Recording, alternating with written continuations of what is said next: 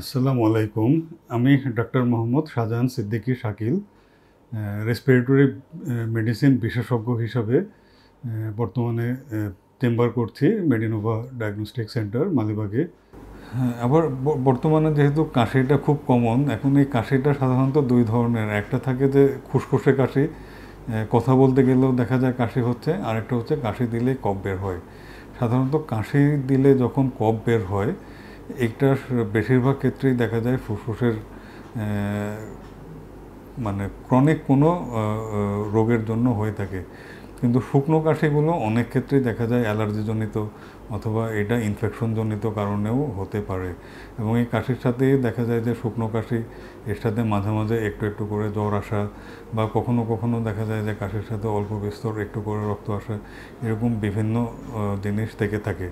যেহেতু বাংলাদেশের ঘনত্ব খুব বেশি এবং বাংলাদেশ একটা টিবির জন্য ঝুঁকিপূর্ণ জায়গা, তাই টিবির ক্ষেত্রেও দেখা যায় যে টিবি বা যক্ষা, এই ক্ষেত্রেও দেখা যায় যে প্রায় এরকম শুকনো কাশি নিয়েই সাধারণত রোগীরা আমাদের কাছে আসেন। তো এই কারণে দেখা যায় যে কোনো কাশি আমাদের কিন্তু সরকারিভাবেও একটা বিজ্ঞাপন দেওয়া হয় যে যদি কোনো কাশি যদি 2 সপ্তাহের অধিক থাকে তাহলে অবিলম্বে চিকিৎসকের পরামর্শ নেওয়া এবং প্রয়োজন বোধে কফ পরীক্ষা করা।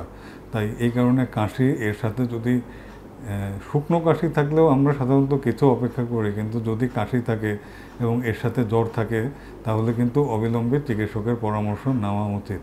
কারণ আমাদের এই ঘনত্বপূর্ণ জায়গাতে দেখা গেল কোনো কারণে যদি টিবির কারণে বা যক্ষার ইনফেকশন হয়ে যায় এবং এটা যদি আমরা খুব দ্রুত চিকিৎসা শুরু করতে না পারি, প্রায় ক্ষেত্রেই দেখা যায় জটিলতা হয়, ক্ষেত্রবিশেষে ফুসফুস নষ্ট হয়ে যাওয়ার মতো অবস্থাও তৈরি হয়ে যায়।